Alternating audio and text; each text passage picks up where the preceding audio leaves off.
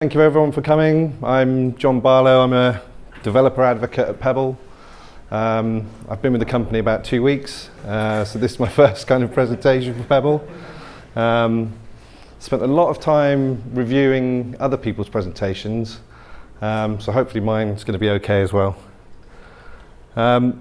So just to give you a kind of brief overview, we're going to cover off a timeline primer. I don't know how many of you have actually used timeline before or not. So I'm going to cover off some basics about timeline, then go into the use cases and some of the benefits and pitfalls, and then we'll have questions at the end if you've got anything else you want to know. So, what is timeline? Well, it was added in 3.x, the firmware. It's this new concept for interacting with the Pebble. So before, you would press up and down to navigate between watch faces. But that wasn't really a very useful paradigm for interacting with the watch. So they came up with this thing called the timeline, which is this chronological view of information, which is we refer to as pins. And that's presented in this past, present and future display using the kind of up and down and the center being the present. Each pin has basic information, so title and an icon, and then from there you can drill into more detailed information, and more recently there have been actions added to that and notifications and things, so it really is a kind of a rich experience.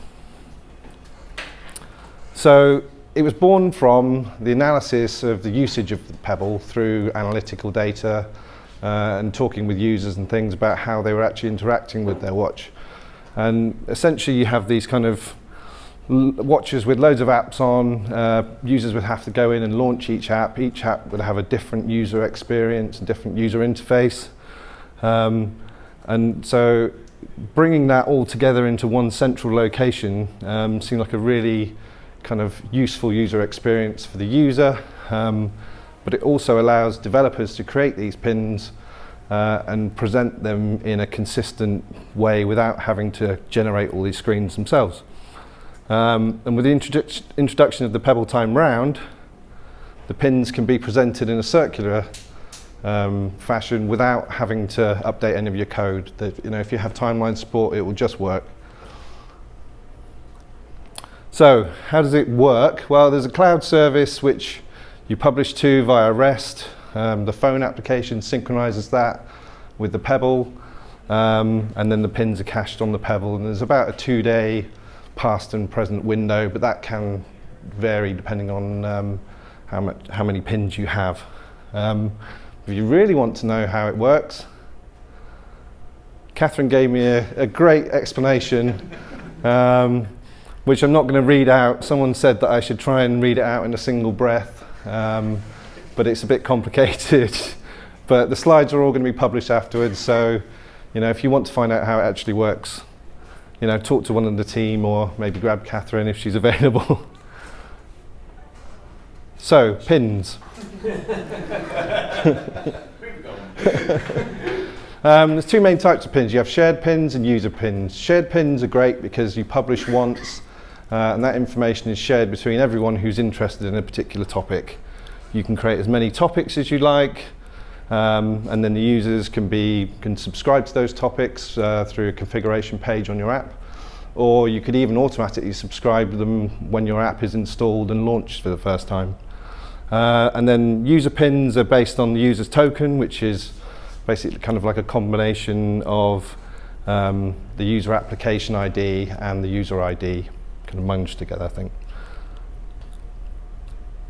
So each pin has some very simple characteristics: the date and time of the event, its duration, some visual appearance stuff for the layout, and then the notifications, reminders and actions, which I'll come on to in a minute. And it's worth noting that those notifications, reminders and actions are all optional, so you can just have a pin that has a summary and details. It's an example of the layout. So there are the 4 main types of layout that the Pebble provides you at the moment. And so as I was saying, if you upgrade to chalk, the pins just work without any kind of additional development required on your behalf. And I think visually they look great on both platforms.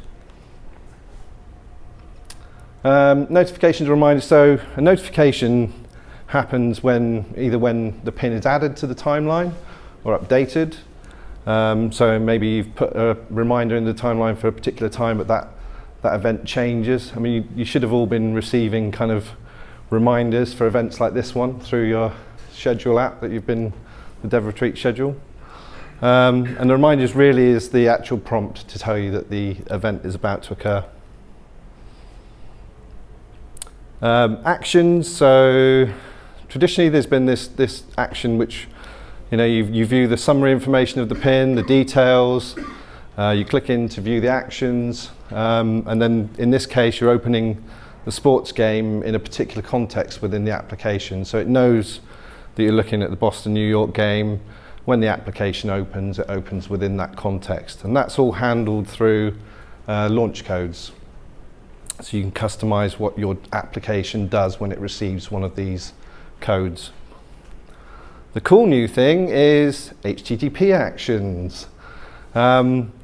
These are really new. They work in the same way as an action, but rather than launching your application, you can fire off to a URL with either a GET or a POST, and then handle the response that you get back from that. So this bit in the middle, you can do what you want there, and you do it all within a simple kind of JSON declaration. So it's really super easy to use. And then you'll get back a status from that. So if you wanted to ask your users a question and then store that within a form somewhere and poll your users, you could do that, really simple stuff. Or you can generate a big long list of actions that update, delete, do all sorts of crazy stuff. I mean, this guy tweeted that they created a pin in his timeline, put an action on it, and then used that to reboot his Raspberry Pi. So that's all done through an HTTP action. Probably shouldn't have taken all night, but it doesn't sound that hard. But it's quite cool. So best use cases. Well, the subject of the presentation was best use cases, but really it's only the best use cases we've seen so far. You guys all have got incredible apps and watch faces and things, so please come up with even more use cases, different ways of interacting with the timeline, different things you can do. We had the timeline challenge. There's some really great stuff came out of that. Got any timeline challenge winners in the room? Yay! So you know all this stuff that I've been talking about already. But the possibilities are kind of endless. So we're just going to start off with some basic ones. So Matt Hungerford created this Fortune app. I mean, that's the C code for his watch face. That I've never seen anything so minimal in my life. So five lines of code for that. The JS was 9 lines of code, which I think he could have even condensed even further if he was really trying, because he's got some comments in there. And then the Python server, which actually does the publishing of these pins to the timeline. He does something clever involving time zones and shared pins, so I'll come on to that a bit later, but essentially creates different topics for different time zones so that when he publishes his pin, it always appears at 6 AM wherever you are in the world. I made this. This is not a self-promotion video that we're creating here, but I just thought I'd mention that. With mine, it kind of takes Matt's app a little bit further. There's a bit more code in mine probably, but only because it's got the time, because it's a watch face. So, sorry, no, this one isn't a watch face.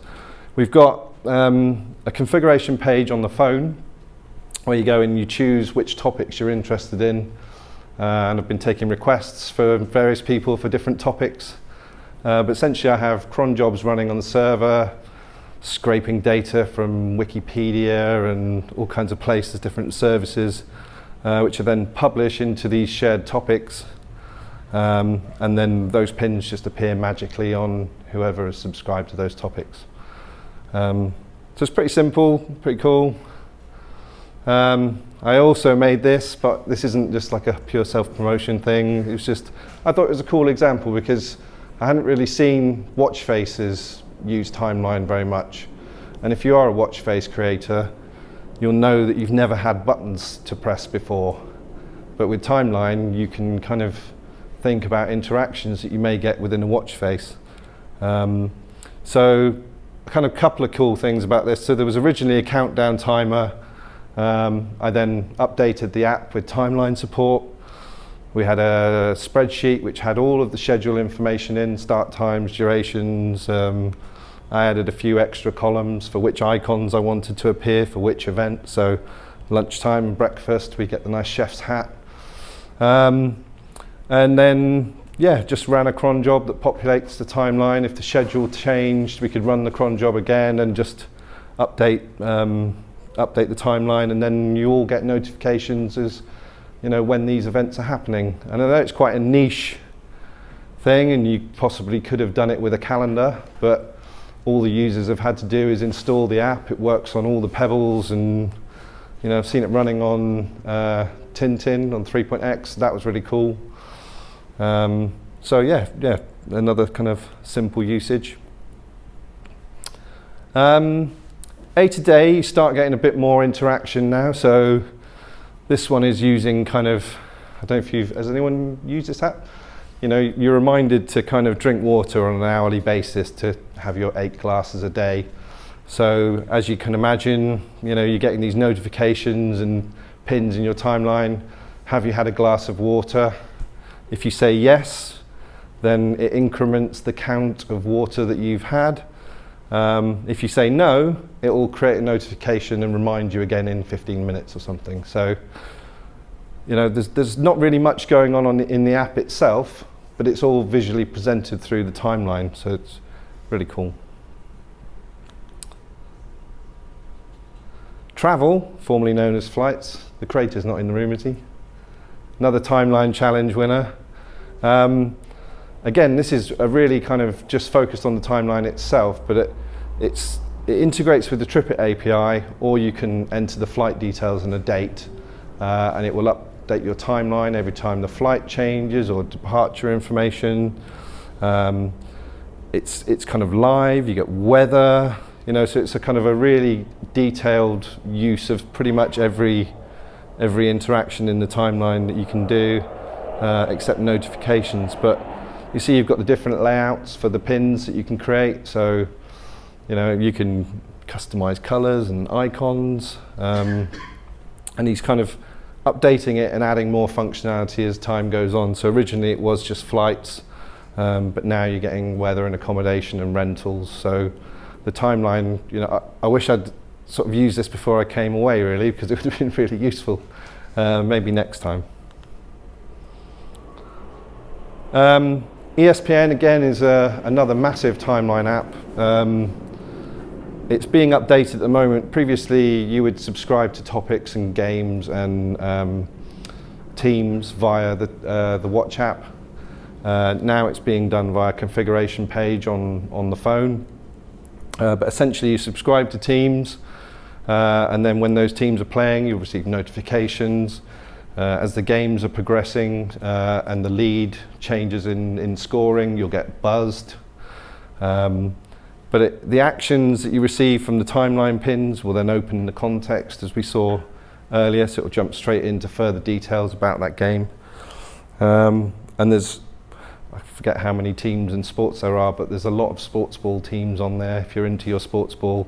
You know, I think there's more going to be added in the future as well.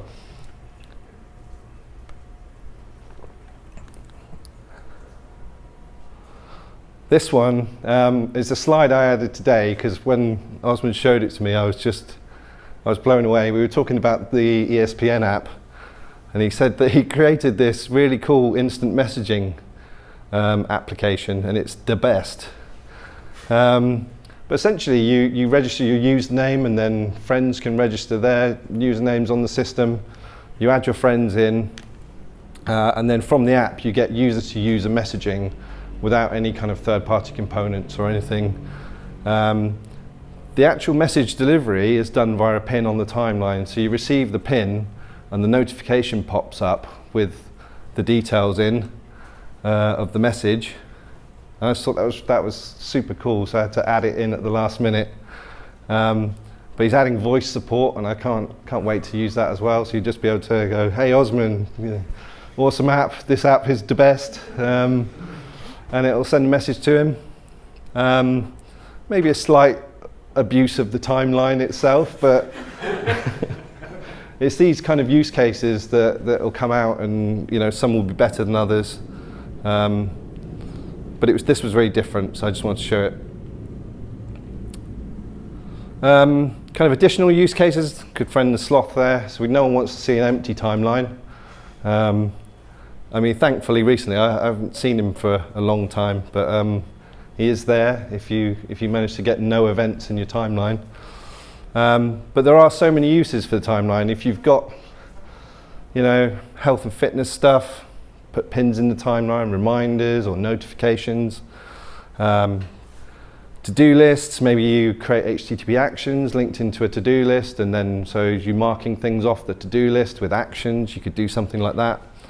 There was a gaming app that was released as part of the timeline challenge, which basically the game itself was just a kind of a standard cool Pebble shoot 'em up.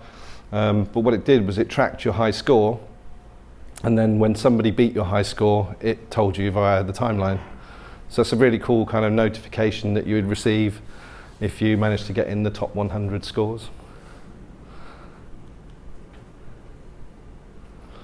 But don't force the timeline into your app for the wrong reasons. So you don't have to use the timeline, but if you can think of a really good case where you want notifications, you want to raise reminders, and just have that visual kind of appearance, then use the timeline, but don't force it.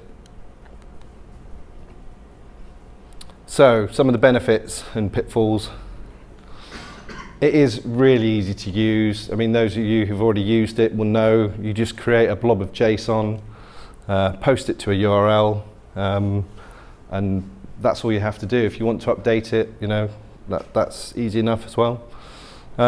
Gives this user interface and user experience that is very consistent for users. So I think we say here, 3/4 of users who have 3.x use timeline on a weekly basis, but at the moment only 4% of apps are actually putting pins on the timeline. So if you are a timeline enabled app, you don't even have to be running, you just have to be installed and in the locker, and if they're subscribed they will receive your pins, and that can be a reminder to them to actually launch into your application. And the really cool thing, which I've kind of utilized in my schedule app, is it's a watch face. So you don't have to be running the watch face, but once it's launched and installed, you're subscribed. So until you delete that watch face from your locker, you will receive scheduled events. And when you all leave the retreat, I might spam you with a few more notifications on follow-ups maybe, and where to find out more information, that kind of stuff. And thank you for all attending and those sorts of things. Some of the pitfalls. Oh no, sorry, I forgot the most important thing. Damn. It's coming to 3.x on Tintin, so your Pebble Steel and Classic Pebble, we're going to have timeline, and that is going to open it up to even more users. So if you can see Brad or one of the firmware guys wearing a Classic Pebble, you'll probably see that they've got 3.x on there. It's worth having a look at. It looks really cool. That is actually a screenshot from it running, because that's the retreat schedule on there. So I'm super pleased for that, because I've still got my Pebble Steel and I'd quite like to wear it and get timeline and things. Some of the pitfalls. So when you're creating user pins, they are based on the application and the user account token. So it's not a device thing, it's all devices. So it probably really only applies to people with multiple Pebbles, but just beware that pins will appear on multiple devices. So something like the Battery Plus that sets a reminder when to recharge your Pebble, it may not be the best use case, because if you've got multiple pebbles, you'll have a pin in your timeline that is for the wrong device. So just be aware of that. The timeline is a bit of a black hole, so if you put something in there, there aren't any tools really for you to see what you've published, so you need to keep track of those IDs for your pins that you create, so you can update or delete those pins if you need to.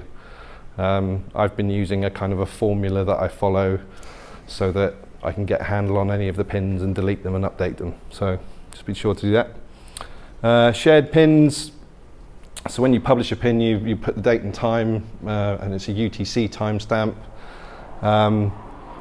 But if it's a shared topic, the offset from UTC will be different for everybody. So I was trying to create some all-day events, but because everybody's in a different time zone, it didn't quite work how I was expecting.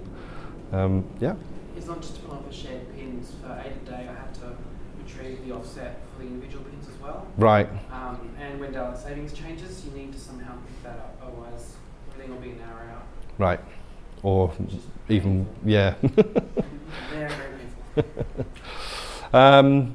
There potentially can be up to a 15-minute delay, although, you know, in all my testing it's been fairly instant, but I think that caveat is there, just, you know, you wouldn't want to rely on it always. There could be multiple reasons why you may get a delay. And don't spam the timeline with hundreds of pins. If you fill up somebody's timeline, you can, you know, delay the loading of things, or you know, it will have an impact as it's synchronizing all that data, or trying to work out how much data to synchronize, because there is only limited memory, and that then will have a battery impact. A few little links, so if you're following along later, you can get to some bits. I might update this with the link to Matt Hungerford's app, because there's not much source code there, but what is there is it's really good. Any questions? I am listening. That's not me burying my head in the sand. I just love these icons. Yeah. So with the subscribed pins, let's say you install your app, if it gets sort of booted from the device just via the fluid memory constraints. Yep. Yep. It's linked with your account, so the synchronization happens at the phone level, and then those pins just magically appear. It's really good. Yeah. I've looked at it, but I couldn't find it. Is there a way to send notifications or show notifications without making a timeline thing? Not from the timeline. I think you can raise one in JavaScript. There's a raise notification you could do in the Pebble kit, Pebble kit JS. You could. That's only when your app is running. Yes, but not from.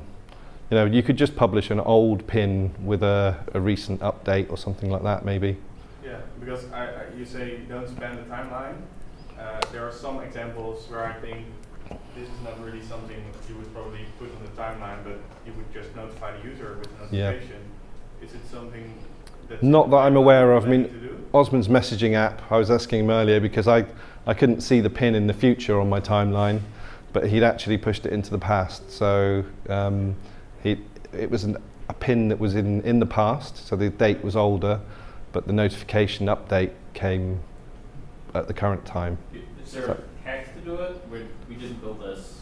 Yeah, because for instance, for a notification app, or you said I maybe wanted to inform you guys in the future with the Retreat app, it would be really nice to inform us. Yeah. But I think making a timeline pin would not be, from a use scenario, not be the correct way to do it. Yeah, I mean these are some of the use cases. Whether they are the best use cases, it's kind of questionable. But I think making notifications, being able to push notifications without making timeline pin would be a great addition. Put it on the wall. What you should be aware of is we do have a rate limiting system. Rate limiting. So if you're sending a lot of updates, I don't think anybody's actually hit it yet. The system exists. Yeah. If we think that you're spamming users because we didn't actually build the infrastructure to be able to handle the latency. Yeah, okay. No, I'm not afraid for that, but I think if you'd like to, yeah. For just notifications without timeline. Yeah. Pop it up on the wall and. You can also push the pins like way in the future or way in pins a year in the future with a reminder at a random interval in the next 4 hours. And so that's how I got the notification. Do you then delete them again? Yeah, after you catch it, it deletes it. Even more proof that there is a use case for a boot wait For just the notification. Yeah. You Yeah. can't push further than 2 days in the past though, so you can't push too far in the past. Right. I think it's deleted. Because in my mind, I had trouble understanding what's the timeline until I got, for me, but those notifications actually, like a message app, you don't want them on there. And then I understand what the timeline was. Yeah. I discovered that the notification shouldn't be there. So, yeah. Just as a pure notification system. Yeah. Yeah. Pebble chose to put the notifications aside, so I think use cases with just notifications shouldn't be in the timeline. Yeah. But there's no alternative, so I get why people put it in the timeline anyway. You mean notifications from a server? No, not from a use scenario. Like a messaging system. Yeah. From a user scenario, it's not something that should be on the timeline. Right. Because it's a notification, and notifications. Well, Are like you notifications. running the app or not running the app? Sorry? Are you running something on your watch or not running? I think he's referring to the messaging example. It sounds like you want to just push the notification without the pin. Yeah, Basically. yeah. Because when I have a messaging app on my phone, that also doesn't get on the timeline. So it doesn't make sense to have a messaging thing on the watch that pushes it. I showed it today because I thought it was a cool example of just pushing the boundaries a little bit. I'm not saying that is one of the best uses for the timeline. No, okay. Yeah. Sure. Yeah. Do you plan to add the possibility to add pins from C code, especially from background workers?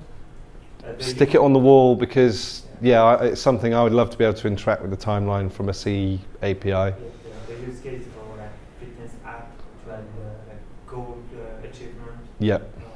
Yeah, I think that would be really good. So definitely put it on the wall. Yeah, put it on the wall. Yeah. And you may have noticed the alarm app does that. If you set an alarm, Yeah. we push a pin into the timeline. Okay. We haven't exposed the Secret API. Yes. Ah. I have Yeah. a similar one. That would be easier to push pins from a company app because now it's quite complicated. Just working on it, and I have to send like a message from JavaScript to my C app, Right. C app, to You my have company. you have to bounce the token off the JavaScript. You can't Right. do it in iOS, right? Because there's no API. I You would can in Android. put it on the board and then go and talk to Marcel maybe or someone and talk on the iOS team about potential implementations for that. Yeah, simplifying it would be good. It's trivial. Yeah. I've had this conversation. Yeah. All data events, is that going to be a thing in your timeline? User pins can have all-day events. Shared ones is a challenge because of time zones. That was, a kind of a barrier that I hit with my application, and I'm going to write it on the wall because I want a kind of a floating time zone support where you can just say all day on this day, regardless of time zone. That would be cool. 6 a.m. local. Yeah, exactly. Yeah, Whatever the time is on the watch. Yeah. 6 a.m. yeah, that would be good. I use your app, but I get notifications at like 8 in the morning my time. I don't get out of bed until like 1 o'clock in the afternoon, my first class. So I don't really go in the past, I just look in the future and I'm like, Right. I didn't get his notifications today. Yeah, I'd get up earlier. That would be my solution to that. Yeah. That'll come as you get older and hopefully you'll still be using the app by then. Maybe, probably. Yeah. Are there plans for more icons and layouts? Yes. Definitely put it on the board. Catherine, you. The layouts are tougher because they actually take quite a bit of memory space. Oh, okay. We're working on some solutions for Oh, icons. something about custom icons. Plans for more icons and layouts? Yeah, so the follow-up to more icons is, will custom icons ever be an option? I know that was We're floated at some doing point. investigatory work on Yeah. it. Yeah.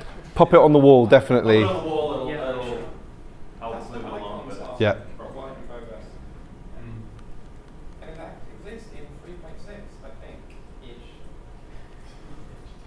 There you go. You heard it here first. What was that one? Custom icons may already exist-ish. Alright, so then the most important question, why is there no beer icon? That would be good, yeah.